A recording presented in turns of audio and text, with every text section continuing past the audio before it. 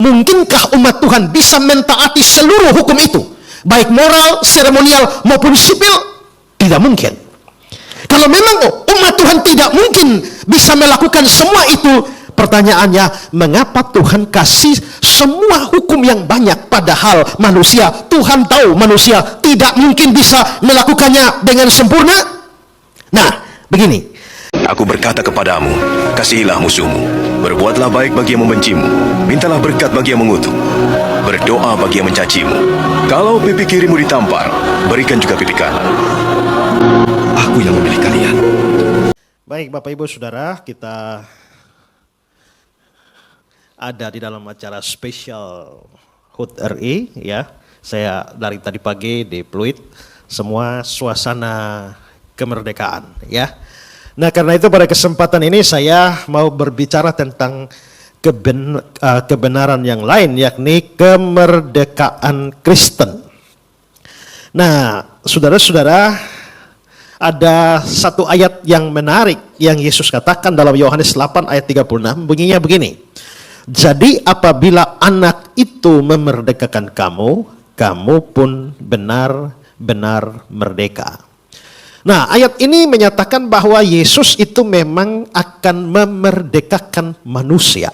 Dan apabila anak itu, maksudnya Yesus, dia memerdekakan kamu, dia memberikan kemerdekaan kepada kamu, kamu pun benar-benar merdeka.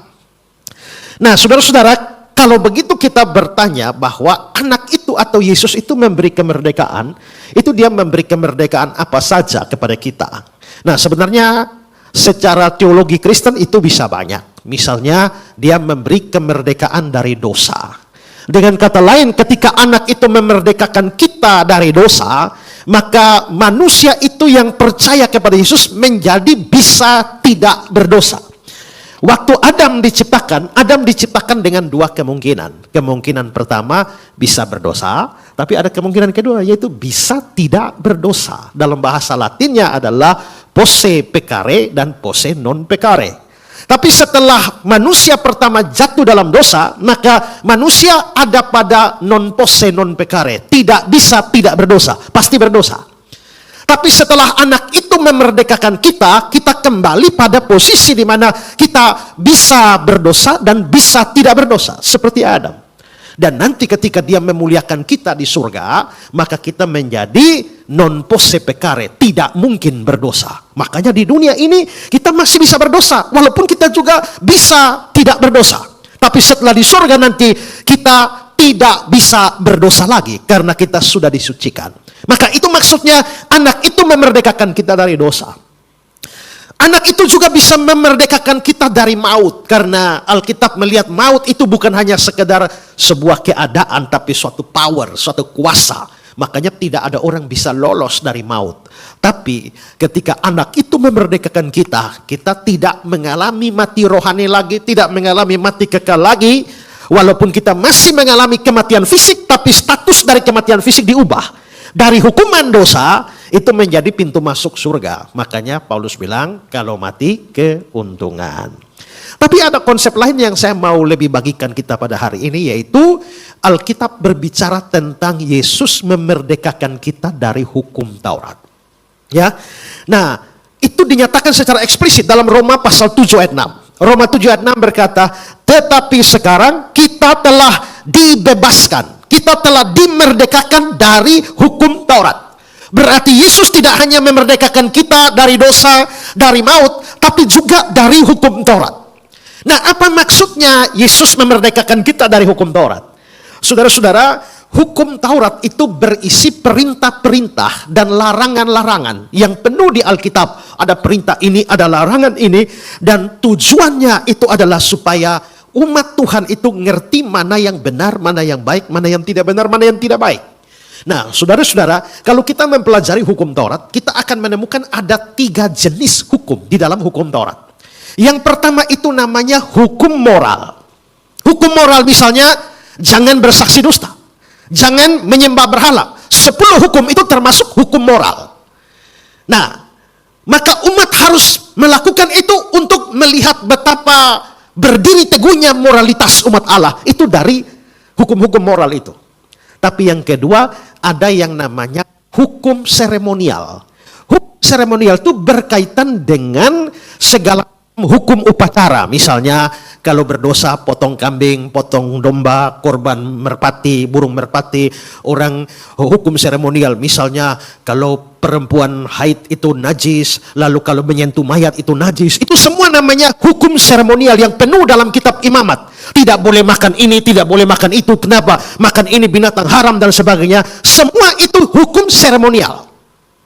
Dan yang ketiga namanya hukum sipil. Hukum sipil itu semacam undang-undang Israel pada waktu itu. Misalnya, kalau ada nabi palsu, maka harus dihukum mati. Kalau ada orang ketangkap berzina, harus lempar dia dengan batu sampai mati.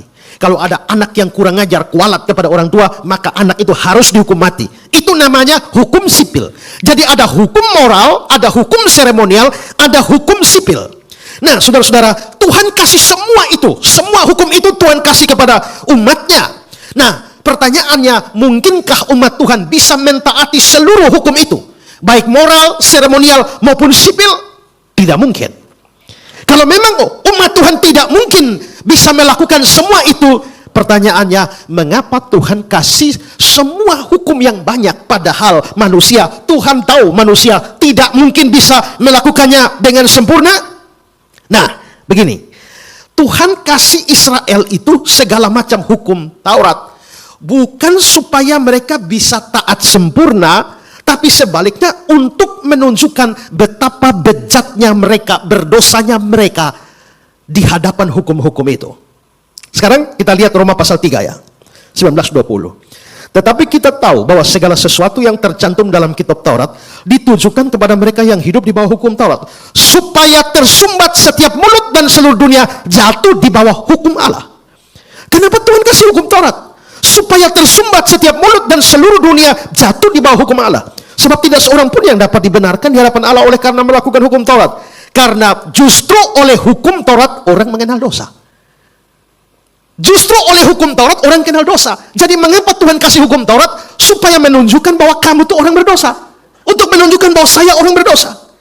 Tapi mengapa seperti itu? Roma pasal 4 ayat 15. Karena hukum Taurat membangkitkan murka, tapi di mana tidak ada hukum Taurat, di situ tidak ada pelanggaran. Mengapa ada pelanggaran? Karena ada peraturan. Coba, berapa banyak saudara yang melanggar peraturan lalu lintas? Lampu merah harus berhenti. Berapa banyak saudara yang melanggar? Banyak kan? Tapi coba cabut peraturan, lampu merah harus berhenti. Begitu cabut peraturannya, ada pelanggaran? Tidak ada kan? Kalau ada peraturan satu, saudara punya kemungkinan melanggar satu. Kalau ada 10 peraturan, saudara punya kemungkinan melanggar 10. Ada 100 hukum, 100 peraturan, ada kemungkinan melanggar 100. Kasih 1000 peraturan, kamu punya kemungkinan untuk melanggar 1000. Jadi makin banyak aturan, itu membuat potensi makin banyak pelanggaran. Tujuan Tuhan kasih semua peraturan itu untuk menunjukkan bahwa kita manusia itu banyak pelanggarannya. Pasal 5, ayat 13. Sebab sebelum hukum Taurat ada, telah ada dosa di dunia. Tapi dosa tidak diperhitungkan kalau tidak ada hukum Taurat. Tapi hukum Taurat ditambahkan supaya pelanggaran menjadi semakin banyak. Nah, ini kalimat ini seringkali orang tidak paham. Ya, saya ulang kalimatnya ya. Tetapi hukum Taurat ditambahkan supaya pelanggaran menjadi semakin banyak. Jadi mengapa Tuhan kasih hukum yang banyak? Supaya menunjukkan bahwa kita itu memang pelanggar hukum yang sangat banyak. Lalu masuk pasal 7 surat Roma. Roma 7 ayat 7. Jika demikian, apa yang hendak kita katakan? Apakah hukum Taurat itu dosa? Sekali-kali tidak. Sebaliknya, justru oleh hukum Taurat aku telah mengenal dosa. Jadi hukum Taurat diberikan itu supaya manusia mengenal dosa dan sadar bahwa dirinya adalah orang berdosa. Karena itu, dengan banyaknya hukum Taurat yang Tuhan berikan, itu bukan tujuannya supaya manusia bisa mentaatinya secara sempurna, supaya mereka diselamatkan melalui ketaatan itu. Bukan. Tapi hukum Taurat diberikan supaya menunjukkan bahwa manusia itu tidak bisa mentaatinya secara sempurna, dan karenanya manusia harus sadar bahwa untuk diselamatkan mereka tidak bisa dapatkan dari ketaatan pada hukum Taurat. Dengan kata lain begini, sederhananya begini, hukum Taurat itu Tuhan kasih supaya menjadi cermin. Jadi waktu kamu lihat hukum Taurat, jangan berzina, ternyata saya berzina, berarti saya dosa dong. Jangan bersaksi dusta, ternyata saya banyak saksi dusta dong. Ya, jangan bersumpah palsu. Ternyata saya sumpah palsu banyak dong. Ya. Begitu saya makin lihat hukum Taurat, makin lihat, waduh saya dosanya banyak, dosanya banyak, dosanya banyak. Dengan kata lain, waktu saya lihat cermin, saya makin lihat ada kotoran di sini, kotoran di sini, kotoran di sini. Kalau cermin tidak ada, walaupun kotoran banyak, tapi tidak kelihatan. Dengan diberikannya cermin, saya jadi tahu, ternyata muka saya ini banyak kotornya. Dengan diberikannya hukum Taurat, maka semakin nyata bahwa kita ini banyak dosanya. Maka hukum Taurat seperti cermin. Fungsinya apa? Untuk menunjukkan kita berdosa. Tapi untuk membersihkan muka, jangan pakai cermin. Paham? Cermin hanya berfungsi untuk menunjukkan betapa kotornya wajah saya. Tapi untuk membersihkan wajah saya tidak bisa bersihkan pakai cermin. Ya, maka manusia yang hidup di bawah hukum Taurat adalah manusia yang hanya mendapati dirinya sebagai pelanggar, pendosa, dan dia kehilangan harapan untuk diselamatkan dengan ketaatannya. Karena itulah maka Kristus diberikan kepada dunia ini. Dan Kristus adalah orang yang bisa taat hukum Taurat secara sempurna. Karena dia tidak ada satu dosa satupun. Dan karena itu maka disitulah Kristus memberikan kemerdekaan dari hukum Taurat. Maksudnya bagaimana? Maksudnya begini, setelah Kristus menebus kita dari kutuk hukum Taurat itu, maka sekarang kita dimungkinkan untuk diselamatkan tidak melalui ketaatan sempurna pada hukum Taurat. Dengan kata lain begini, kalau saudara mau selamat bagian hukum, bisa. Asal saudara taat semua hukum Tuhan, tidak boleh kurang satu. Begitu kurang satu, saudara masuk neraka. Misalnya Tuhan punya hukum 1000. Saudara taat 999. Hanya langgar satu saja, saudara harus binasa. Saudara baru bisa selamat kalau saudara taat 1000. Begitu kurang satu, ya tidak ada di slide, tapi saudara bisa lihat di Yakobus 2 ayat 10 itu bilang begini. Sebab barang siapa menuruti seluruh hukum itu, tapi mengabaikan satu bagian daripadanya, dia bersalah terhadap seluruhnya. Jadi kalau hukum Tuhan 1000, langgar satu, lakukan 1999, langgar satu, salah 1000. Kalau begitu, siapakah di antara kita yang bisa selamat karena dia taat hukum Taurat? Taat firman Tuhan. Di sana ada orang dia tidak judi, tidak merokok, tidak minum-minum, tidak tipu, tidak berzina, tidak saksi dusta, tidak fitnah orang, tidak sombong, tidak begini-begini. Hanya satu saja salahnya, hutang lupa bayar. Berarti kamu ada satu kan? Kalau begitu kamu tidak sempurna. Kalau kamu tidak sempurna, kamu tidak mungkin diselamatkan. Nah, jadi kalau mau berharap pada keselamatan karena hukum Taurat, maka mustahil ada manusia bisa diselamatkan karena dia taat pada hukum Taurat. Nah, untuk itulah Kristus memerdekakan kita, sehingga biarlah Kristus yang taat sempurna. Kita bagaimana? Cukup kamu beriman kepada Kristus. Setelah kamu beriman pada Kristus, baru kamu belajar untuk taat.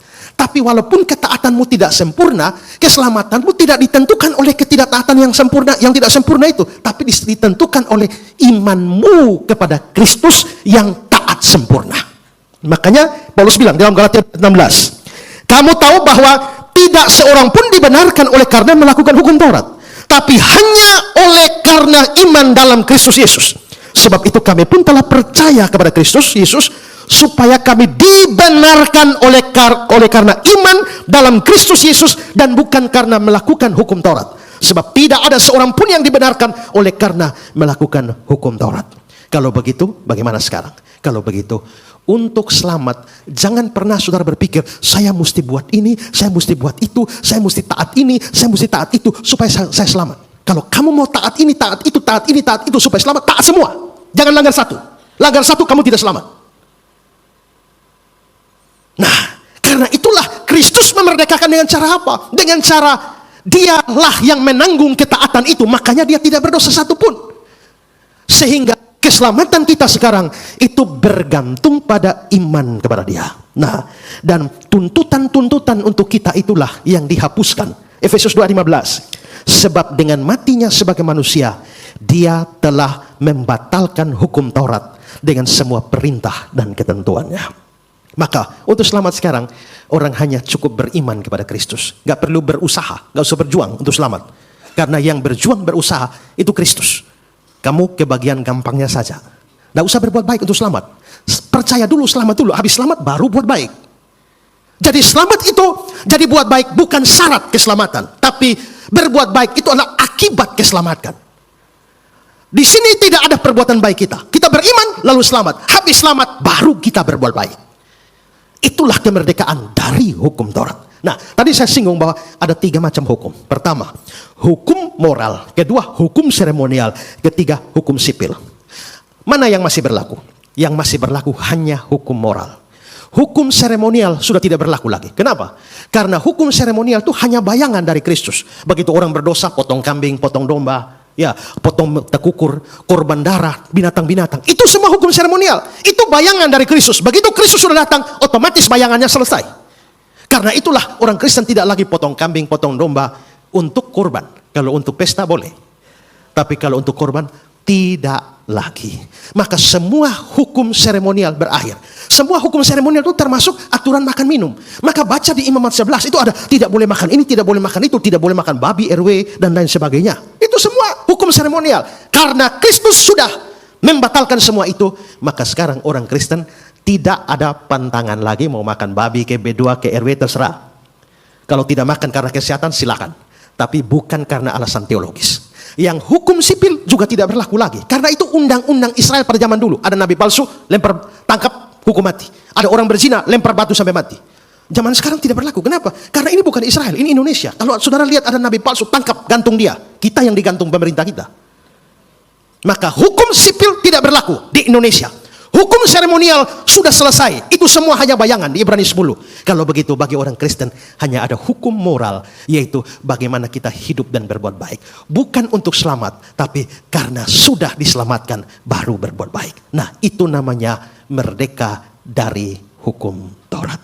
Tuhan memberkati kita. Amin.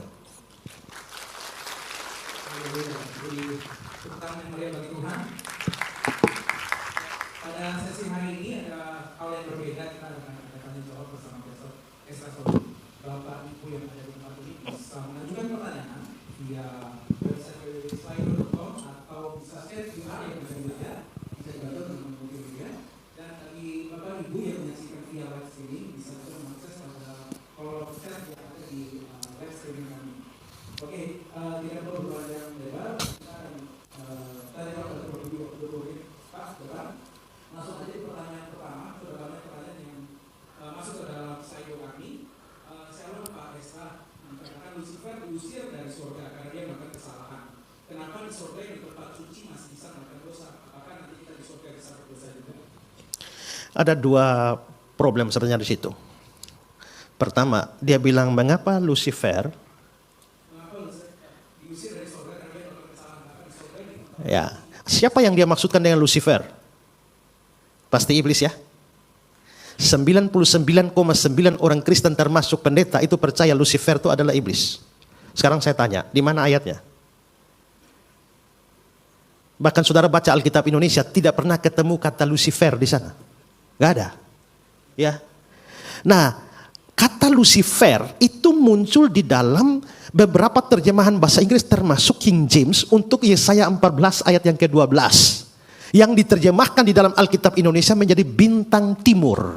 Ya, engkau telah jatuh dari langit, hai bintang timur. Nah, kata bintang timur itulah yang dalam bahasa Latin itu arti diterjemahkan Lucifer. Dan Lucifer itu nama yang indah sebenarnya. Karena Lucifer itu artinya pembawa terang. Nah, kalau Lucifer itu adalah iblis, apakah iblis pembawa terang? Sekarang kalau saudara punya Alkitab biasa atau di HP, saudara lihat Yesaya 14, saudara baca judulnya apa? Nubuatan terhadap Raja Babel. Itu nubuatan terhadap Raja Babel. Raja Babel itu siapa? Nebukadnezar. Nah, kalau begitu Nebukadnezar itulah yang disebut Lucifer di dalam Yesaya 14 ayat yang ke-12. Tapi mengapa tiba-tiba semua orang Kristen sekarang menganggap bahwa Lucifer adalah iblis? Karena itu adalah salah tafsir dari seorang bapak gereja abad yang ke-4. yang begitu membaca Yesaya 14 bahwa dia naik ke awan-awan lalu dilemparkan dari langit, engkau hendak membuat tahtamu sampai ke awan-awan tapi engkau dilemparkan ke bumi. Nah, itu dianggap iblis. Padahal itu salah tafsir. Karena itu bahasa puisi untuk mengolok-olok Raja Nebukadnezar itu seolah-olah dia begitu sombong dan dia mau bangun tahtanya menyamai yang maha tinggi. Tuhan lempar dia sampai akhirnya seperti penyakit, seperti binatang, kan gila. Nah, jadi sebenarnya satu-satunya kemunculan Lucifer di dalam perjanjian lama Alkitab berbahasa Latin itu bukan iblis, tapi itu menunjuk kepada Nebukadnezar. Nah, di dalam Alkitab Indonesia itu disebut sebagai bintang timur, pembawa terang. Menariknya adalah dalam kitab Wahyu, siapa yang disebut bintang timur? Yesus. Akulah bintang timur yang gilang gemilang. Jadi nama Lucifer itu sebenarnya nama yang tidak layak disandang oleh iblis. Itu nama yang terlalu mulia sebagai pembawa terang. Dan Yesus mengatakan, akulah terang dunia. Mungkin ini hal baru bagi saudara, tapi ini bukan hanya dari saya. Banyak penafsir seperti itu. Termasuk Adam Clarke, termasuk John Calvin, dan penafsir-penafsir hebat. Semua mengatakan bahwa Lucifer di situ itu bukan iblis. Itu salah tafsir abad 4. Yang pada akhirnya merambah ke hampir seluruh dunia sehingga 99,9% orang Kristen anggap itu adalah nama iblis. Tapi saudara cari di Alkitab manapun yang mengatakan bahwa nama iblis itu, komandan iblis Lucifer itu tidak dapat. Ya, saya sudah bahas panjang lebar ini, detail saudara boleh cari di YouTube saya. Ya, saudara cari di YouTube saya pembahasan tentang Lucifer itu. Saya kasih semua detail ayat-ayat segala macam, tunjuk dari bahasa Ibraninya, juga bahasa Latinnya, terjemahan Alkitab saya kasih di sana. Pertanyaannya adalah, kenapa? Mari kalau begitu kita lupakan Lucifernya, kita bicara iblisnya, ya kan? Mengapa iblis bisa memberontak dari surga? Saya percaya bahwa iblis itu salah satu pemimpin besar di surga yang memberontak. Tapi jangan pakai Yesaya 14 ayat 12, dasarnya tidak tepat. Ada dasar lain, ya. Tapi betul bahwa iblis itu adalah pemimpin di surga yang memberontak, akhirnya dilempar ke bumi oleh Tuhan.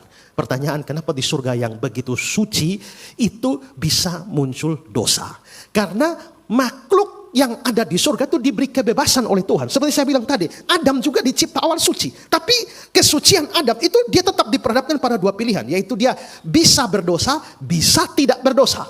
Ya, dia posse peccare, ya, dia bisa berbuat dosa dan dia bisa tidak berdosa, posse non peccare. Maka keputusan moral itu akan dilakukan. Yaitu dia memilih taat, maka tidak berdosa. Dia memilih tidak taat, tidak berdosa. Maka di surga dia menjadi berdosa, dilempar ke bumi. Nanti setelah itu dia masih diizinkan masuk ke surga. Itu contohnya dalam kasus Ayub. Tapi nanti kalau saudara baca Wahyu, di dalam kitab Wahyu itu ada perang di surga di mana mereka dilempar, itu bukan di awal zaman, tapi setelah Kristus naik ke surga. Maksudnya adalah setelah Yesus naik ke surga, maka iblis tidak diizinkan lagi naik ke surga. Di zaman Ayub, Yesus belum bangkit, belum naik ke surga. Maka iblis masih boleh datang ke surga dan bikin kesepakatan untuk penderitaan Ayub. Tapi setelah Yesus mati, bangkit, naik ke surga, iblis sekarang gak bisa masuk ke sana lagi. Ya, saudara, nanti penjelasan tentang itu saudara cari YouTube saya, judulnya Dua Kerajaan. Nah, itu saya bahas khusus tentang ayat itu. Ya. Terima kasih Pastor Estra. Pertanyaan kedua, mengapa Yesus bisa tidak berdosa sedangkan dia dilahirkan oleh seorang Maria, dalam tanda kurung manusia berdosa? Mengapa Yesus bisa dilahirkan, Yesus tidak berdosa? Kan semua manusia berdosa ya. Semua manusia berdosa, tapi Yesus lahirnya tidak berdosa. Itu penting sekali. Kalau Yesus berdosa, dia gagal jadi juru selamat. Dunia tidak punya juru selamat lagi. Karena itu Yesus harus tidak berdosa, harus suci sempurna. Masalahnya mengapa Yesus bisa suci sempurna kalau dia tetap lahir dari Maria yang notabene orang berdosa? Kalau Bapak bicara begitu sama orang Katolik pasti menolak. Karena menurut orang Katolik, Maria juga suci. Suci sempurna, bahkan Maria tidak mempunyai kemungkinan berdosa. Maria tidak punya dosa asal. Itu menurut orang Roma Katolik dalam doktrin yang namanya Immaculata Conception atau Maria Immaculata. Ya. Nah, karena apa? Mengapa mereka bilang Maria harus suci? Karena Maria harus melahirkan Yesus yang suci. Yesus yang suci, kesucian Yesus itu diterima dari Maria. Kalau Marianya berdosa, bagaimana bisa melahirkan Yesus yang suci? Maka supaya Yesus suci, Marianya harus suci. Kalau begitu saya bertanya, kalau begitu bagaimana supaya Maria suci? Berarti bapak dan mamanya harus suci kan? Bagaimana bapaknya Maria harus suci? Bisa suci. Kalau begitu kakek neneknya Maria harus suci. Bagaimana kakek nenek Maria harus suci? Maka kakek dari bapaknya dan mamanya Maria harus suci. Lama-lama ke atas Adam dan Hawa suci. Tidak. kesucian Yesus tidak diterima dari Maria. Menurut saya Maria tetap orang berdosa. Satu-satunya manusia yang dikecualikan dari dosa itu hanya Yesus. Maria di dalam lagu nyanyian pujian Maria, Lukas pasal 1 ayat 35, dia bilang, aku mengucap syukur kepada Allah juru selamatku. Jiwaku memuliakan Allah juru selamatku. Kalau Maria tidak berdosa, lalu ngapain dia panggil Allah juru selamat? Juru selamat dalam apa? Karena itu Maria tetap adalah orang berdosa. Tapi ketaatan Maria, kita harus hormat Maria. Ketaatan Maria membuat dia dipilih oleh Tuhan untuk kasih karunia. Dia dipilih Tuhan untuk melahirkan juru selamat. Kalau begitu, bagaimana supaya Yesus tidak berdosa? Padahal dia lahir dari orang berdosa. Ada dua faktor. Pertama, dia tidak boleh lahir dari hasil kawin laki dan perempuan. Karena pembuahan itu menurunkan dosa asal. Itulah sebabnya Yesus harus lahir dari perawan. Tapi masalahnya Maria masih berdosa. Ya, disitulah kita bisa melihat peran Roh Kudus, di mana dalam pengakuan iman rasuli dia bilang dikandung dari Roh Kudus. Dia disucikan, maka bayi janin Yesus di dalam kandungan itu disucikan oleh Roh Kudus, sehingga Yesus yang lahir itu disebut yang kudus dari Allah. Lukas pasal 1 ayat yang ke-35. Jadi mengapa Yesus bisa suci? Karena lahir dari perawan. Kedua, disucikan oleh Roh Kudus. Ya. Pertanyaan ketiga, Pak. Bagaimana pandangan Pak Esra mengenai penggunaan bahasa roh dalam ibadah? Bukannya seharusnya kita mengucapkan bahasa yang dimengerti oleh manusia? Mau analisa bahasa roh itu panjang sekali. Ya, panjang sekali. Itu saya bisa jelaskan saudara 2 jam itu. Ya. Tapi kalau saudara mau tahu bagaimana penggunaannya, saudara baca dalam 1 Korintus pasal 14. Ya. Bahasa roh itu penting sekali dan bikin masalah banyak di jemaat Korintus. Itulah sebabnya 2 pasal sekaligus itu Paulus bahas tentang bahasa roh, yaitu karunia roh. Pasal 12, 1 Korintus 12 itu bahas karunia-karunia termasuk bahasa roh. Baru loncat pasal 14 sekali lagi tentang bahasa roh. Tapi di antara pasal 12 dan pasal 14 ada satu pasal di situ. Pasal apa? Pasal kasih. Kenapa kasih di sisi di tengah-tengah? Karena orang Korintus terlalu berlomba-lomba di karunia, lalu mereka lupa kasih. Gara-gara karunia yang satu merasa, saya lebih hebat dari dia, saya bahasa roh, dia tidak, saya lebih hebat dari dia. Makanya Paulus bilang di pasal 13, walaupun kamu bisa berbicara dalam bahasa malaikat, tapi kalau kamu tidak punya kasih, semua itu sia-sia. Makanya di antara 2 pasal karunia, Paulus sisip tentang kasih di tengah-tengah. Bagaimana aturannya? Itu saudara baca 1 Korintus pasal 14, itu lengkap ada di sana. Soal pengertian bahasa roh seperti apa? Ya saudara cari saja di YouTube, saya bahas bahasa roh sudah banyak di sana. Ya. Ya, saya mengingatkan kembali untuk Bapak Ibu yang ingin bertanya bisa mengakses via QR Code yang ada di layar Bapak Ibu, dan juga yang menyaksikan via live streaming bisa mengakses di kolom chat yang ada di live streaming GSJS Jakarta. Pertanyaan selanjutnya Pak Esra, di kitab 1 Samuel 18 ayat 10 disebutkan Raja Saul dimasuki roh yang jahat dari Tuhan sehingga ingin membunuh Daud. Saya heran kok ada roh yang jahat berasal dari Tuhan di Raja Saul. Istilah roh jahat yang dari Tuhan itu jangan saudara tafsirkan sebagai Tuhan punya roh jahat. Maksudnya begini, bahwa roh jahat itu diizinkan Tuhan. Karena begini, bahwa sekalipun setan atau roh jahat, mereka tidak bisa merasuk siapapun tanpa izin Tuhan. Tidak bisa bikin, setan tidak bisa bikin apa-apa kalau Tuhan tidak izinkan. Saudara lihat dalam kasus Ayub. Kan setan datang pada Tuhan kan, memang saja dia setia karena Tuhan jaga dia semua, coba ambil semuanya. Lalu Tuhan bilang apa? Kamu boleh ambil semuanya, tapi diri Ayub jangan coba-coba sentuh. Lalu setan lakukan semua kepada semua harta bendanya Ayub, tapi diri Ayub dia tidak bisa sentuh. Karena Tuhan kasih batasan. Begitu Tuhan kasih batasan sampai di sini, setan gak bisa lewat. Babak kedua, setan datang, memang sih kok dia Tuhan masih jaga dia sih. Lalu Tuhan bilang, sekarang silakan timpakan penyakit apa saja, tapi nyawanya tidak. Maka setan datang dengan seluruh kekuatannya kasih Ayub penyakit-penyakit yang gila-gilaan. Tapi nyawanya tidak bisa diambil. Kenapa? Karena Tuhan kasih batasan. Dengan kata lain, setan baru bisa serang saudara kalau Tuhan izinkan. Nah, kalau begitu sekarang saya tanya, penderitaan yang Ayub alami itu dari Tuhan atau dari setan?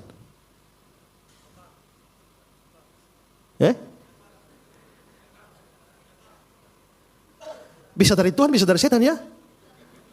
Ya, penderitaan Ayub itu dari Tuhan karena Tuhan izinkan, tapi dari setan juga karena setan yang eksekutornya. Kalau begitu kita bisa melihat, coba sekarang saya nanya ya, kalau saya ada proyek bikin rumah ya, lalu Esra bikin rumah, benar? Sekarang saya tanya, Esra bikin rumah atau tukang yang bikin rumah? Ya?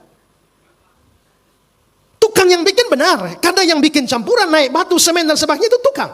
Tapi Ezra bikin rumah juga benar karena tukang itu kerja atas permintaan saya. Nah, roh jahat yang dari Tuhan bukan berarti Tuhan punya roh jahat, tapi Tuhan mengizinkan roh jahat masuk kepada Saul. Mengapa Tuhan bisa izinkan roh jahat masuk orang? Karena Saul bukan orang sungguh-sungguh beriman. Kalau orang sungguh-sungguh beriman, yang ada tuh Roh Kudus, bukan roh jahat. Maka saya pernah khotbah di sini kan, orang kalau sungguh-sungguh Kristen gak bisa kerasukan.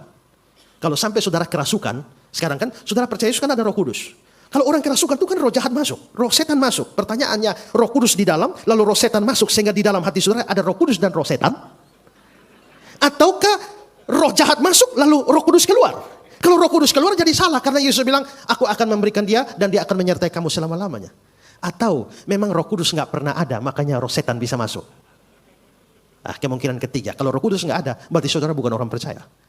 Kalau orang percaya nggak bisa kerasukan. Tuhan hanya bisa izinkan setan merasuk orang yang tidak percaya. Dan Saul bukan orang percaya. Ya. Pertanyaan selanjutnya, Shalom Pak Pendeta. Saya ada pertanyaan satu. Mengapa Allah di perjanjian lama terkesan begitu kejam dalam menghabisi musuh-musuh Israel? Mohon penjelasannya. Mengapa Allah terkesan kejam menghabisi musuh-musuh Israel? Begini saudara-saudara. Allah di dalam perjanjian baru tuh kelihatannya lebih kasih ya. Daripada Allah di perjanjian lama ya. Kayaknya Allah perjanjian lama tuh kok dalam tanda petik jahat ya, dihabisi semua, salah sedikit saja habis. Ya, sebenarnya begini, Allah itu punya sifat adil, kudus, dan sifat kasih. Tapi waktu dia menyatakan itu kepada manusia, dia menyatakan secara bertahap. Di dalam perjanjian lama, dia mengasihi. Tapi yang ditekankan kasih dan kekudusannya. Di perjanjian baru, dia tetap kasih, dia tetap adil. Tapi yang lebih ditekankan adalah kasihnya. Sehingga begitu kita lihat lengkap perjanjian lama dan perjanjian baru, oh Allah itu kasih dan adil. Saudara kalau baca dalam Nahum 1 ayat 3, Tuhan itu panjang sabar, besar kuasanya. Namun sekali-kali dia tidak membiarkan orang luput dari hukuman. Itu keadilan. Tapi panjang sabar itu kasih. Sekarang saudara, kita ada orang bertanya saya, Pak, itu kan waktu cerita Yunus, itu kan Yunus melarikan diri, lalu Tuhan kejar Yunus dengan kirim badai ke laut. Kasihan dong orang-orang yang tidak tahu apa-apa di atas kapal. Kan kena getahnya Yunus. Kenapa Tuhan hanya mengejar Yunus, mengorbankan orang lain? Ya karena kamu hanya lihat kisah Yunus. Pasti orang itu yang di atas kapal juga punya kisah dengan Tuhan sendiri. Tuhan juga bisa hajar mereka, hanya nggak diceritakan. Nah, jadi Tuhan tidak pernah tidak adil. Nah, di dalam perjanjian lama, kenapa Israel dipakai untuk basmi bangsa lain? Karena bangsa lain itu bangsa-bangsa penyembah berhala. Tuhan pakai Israel sebagai algojonya untuk mendatangkan hukuman kepada bangsa-bangsa penyembah berhala. Tapi jangan pikir bahwa bagaimana kalau nanti Israel yang berdosa. Nanti Israel yang berdosa, Tuhan pakai bangsa lain sebagai algojo, hajar Israel. Sekarang saudara lihat, waktu bangsa Israel masih bersatu di dalam Israel Raya, di bawah Daud dan Salomo, bangsa-bangsa lain, zaman Musa, dia habisi semua bangsa lain. Tapi begitu kerajaan pecah bagi dua, yaitu kerajaan selatan, yaitu Yehuda, dan kerajaan utara, yaitu Israel. Itu sudah pecah jadi dua kerajaan.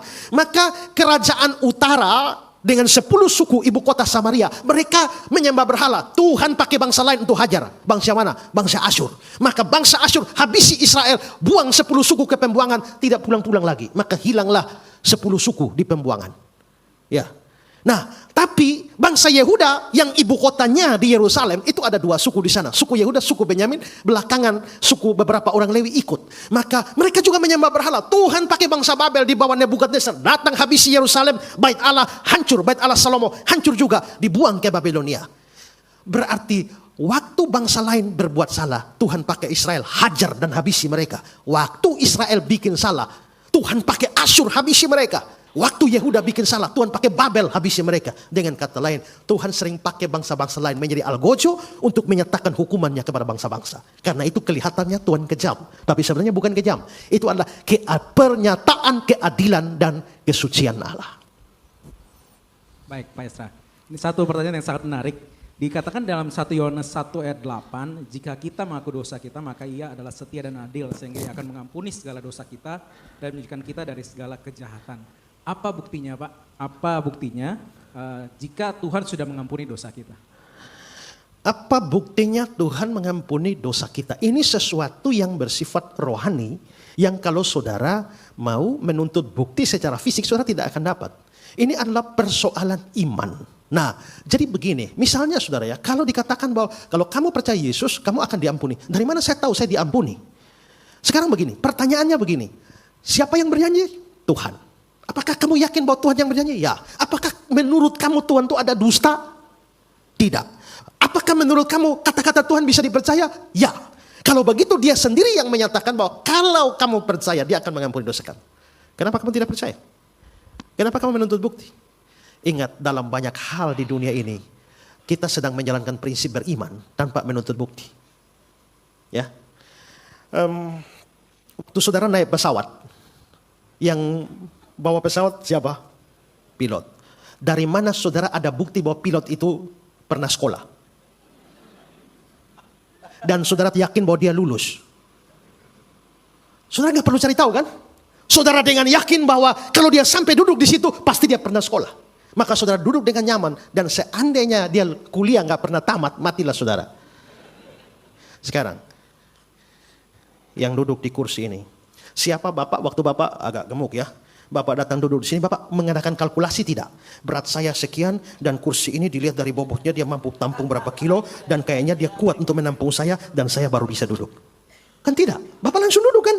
Tidak tahu berapa bobot ini kan? Berarti untuk duduk itu bapak sudah menjalankan prinsip beriman. Ya kan? Nah, kita semua seperti itu. Nah, dalam banyak hal kita tidak memerlukan banyak bukti untuk sesuatu yang kita percayai. Ada banyak hal di dalam hidup ini yang sifatnya supranatural dan butuh iman di sana. Seorang anak kecil datang, mamanya, dia sebelum pergi ke sekolah mamanya siap susu sapi. Tapi anak ini tidak mau minum. Besok lagi mama siap susu sapi, dia tidak minum lagi. Besok lagi dia tidak minum lagi. Mamanya tanya, "Nak, kenapa kamu nggak minum susu sapi yang mama siap?" Lalu dia bilang, "Mama, sebelum saya dapat bukti dan mengerti mengapa sapi hitam makan rumput hijau keluar susu putih, saya tidak akan minum susu itu." Mamanya pegang-pegang kepala, nah, nanti kapan-kapan kamu sudah besar baru kamu belajar saja. Tapi sekarang ini minum saja. Karena itu penting bagi kamu. Nah begitu juga orang tanya, "Pak, coba buktikan tentang Tritunggal." Sampai mati kau tidak bisa. Ya, itu kebenaran iman. Makanya Anselmus dari Canterbury bilang, "I believe in order to know, do not I know in order to believe." Saya percaya supaya saya mengerti. Bukan saya mengerti baru saya percaya. Untuk banyak hal kita harus mengerti baru percaya. Tapi ada hal-hal di atas akal, melampaui akal yang hanya bisa diterima di dalam iman. Maka iman itu adalah bukti dari segala sesuatu yang kita tidak lihat. Ibrani pasal 11 ayat 1. Maka sekarang pertanyaan, dari mana ya saya tahu bahwa dosa saya diampuni? Pertanyaannya, Tuhan berfirman begitu enggak? Ya, Tuhan berfirman begitu. Kamu percaya Tuhan enggak? Percaya. Menurut kamu Tuhan bisa tipu-tipu kamu enggak? Enggak. Kalau begitu yakinlah. Dan ada Roh Kudus kan? Roh Kudus itu bersaksi dalam diri kita bahwa kita anak Allah. Kalau kita anak Allah, kita diampuni oleh Allah. Ya. Nah, waktunya udah habis Pak Esra, tapi satu pertanyaan lagi, mohon maaf Bapak Ibu jika ada pertanyaan yang belum terjawab pada sesi hari ini. Sebenarnya pertanyaannya banyak banget tentang hal jodoh Pak. Jadi mungkin nanti kita bikin sesi khusus tentang jodoh Pak. Sebenarnya paling banyak nih pertanyaan tentang hal jodoh. Tapi kita karena terbatasnya waktu, satu pertanyaan terakhir Pak. Ada pertanyaan, bagaimana kita bedain suara Tuhan dengan suara pemikiran kita Pak? Waktu Tuhan menciptakan manusia, dia memberikan sesuatu yang namanya sunaidesis, hati nurani. Nah, hati nurani itu sun bersama, desis berbicara. Sunaidesis artinya berbicara bersama-sama. Jadi hati nurani itu adalah semacam suatu monitor yang Tuhan taruh di dalam diri kita. Sehingga dia mewakili Tuhan berbicara kepada kita. Nah itulah sebabnya kenapa kita berbuat ini, berbuat itu. Kita seperti ada suara di hati kita. Seperti ini. Dan itu yang suara hati nurani itu yang membuat kita seringkali maju mundur. Saudara, saya dulu waktu SMA itu saya zaman belum ada CCTV. Saya pergi ke satu market. Dan di sana saya lihat pulpen bagus. Saya tertarik dengan pulpen ini tapi tidak punya duit. Saya berencana mencuri pulpen ini. Ya, akhirnya pulpen itu saya ambil, saya taruh dalam kaos kaki. Dan saya keluar, begitu saya keluar lolos. Tapi sampai di luar saya bilang begini, ada satu suara bilang, dasar kau mencuri itu. Ayo balik, masukkan. Masuk kembali, simpan kembali. Akhirnya saya masuk ke dalam, lolos lagi, saya kembalikan. Habis kembalikan saya keluar, satu suara bilang, bodoh sekali kau. Sudah dapat kau. Ayo ambil kembali lagi, saya ambil lagi. Dan keluar, lolos lagi. Begitu lolos lagi, di luar bilang, masukkan kembali. Seperti itu. Saya masuk lagi, dan kembalikan terus beberapa kali. Itu apa itu? Hati nurani. Tapi apakah hati nurani bisa jadi standar sekarang? Tidak bisa. Kenapa? Karena hati nurani sudah dicemari oleh dosa. Ya, hati nurani sudah dicemari oleh dosa. Sekarang orang sering bilang begini, ya kalau sejahtera lakukan. Kalau nggak sejahtera, jangan lakukan. Berarti dia menjadikan sejahtera itu menjadi dasar. Sejahtera itu kan perasaan, hati nurani kita. Sekarang kalau beliau berbuat salah kepada saya marah. Kalau saya belum balas, saya belum sejahtera. Ya, padahal sebenarnya yang benar adalah jangan balas. Begitu selesai saya balas, sejahtera. Berarti sudah ada yang korup di dalam hati nurani saya. Maka hati nurani bisa salah. Kalau begitu bagaimana bisa membedakan antara hati nurani, pikiran kita dengan suara Tuhan. Suara Tuhan itu firman Tuhan. Firman Tuhan tidak terlepas dari Alkitab sebagai firman Tuhan. Kalau begitu seperti apapun pikiran kita dan suara hati kita, maka kita harus cross check dengan Alkitab. Kalau dia sejalan dengan Alkitab, maka itu suara dari Tuhan. Tapi kalau dia bertentangan dengan Alkitab, maka itu sesuatu yang sudah korup, yang harusnya kita lebih ikut kepada Alkitab daripada kepada perasaan yang subjektif. Ya. Terima kasih Pastor Ezra. Mohon maaf Bapak Ibu apabila ada pertanyaan yang belum terjawab, nanti kita akan buat di sesi-sesi berikutnya. Saya kembalikan kepada Pak Ezra. Oke, mari kita berdoa. Tuhan, terima kasih kami sudah dengar firman Tuhan, baik lewat khotbah maupun juga tanya jawab. Biarlah apa yang sudah kami dengar ini makin memperlengkapi kami untuk kami mengerti kebenaran. Tahu tentang apa yang kami percayai. Kami tidak ikut-ikutan tanpa pengertian. Tapi kami menjadi orang Kristen yang percaya, tapi juga yang mengetahui apa yang kami percaya. Dimuliakanlah Tuhan di dalam firman. Dalam nama Yesus kami berdoa. Amin. Amin. Aku berkata kepadamu, kasihilah musuhmu, berbuatlah baik bagi yang membencimu, mintalah berkat bagi yang mengutuk, berdoa bagi yang mencacimu. Kalau pipi kirimu ditampar, berikan juga pipi kanan. Aku yang memilih kalian.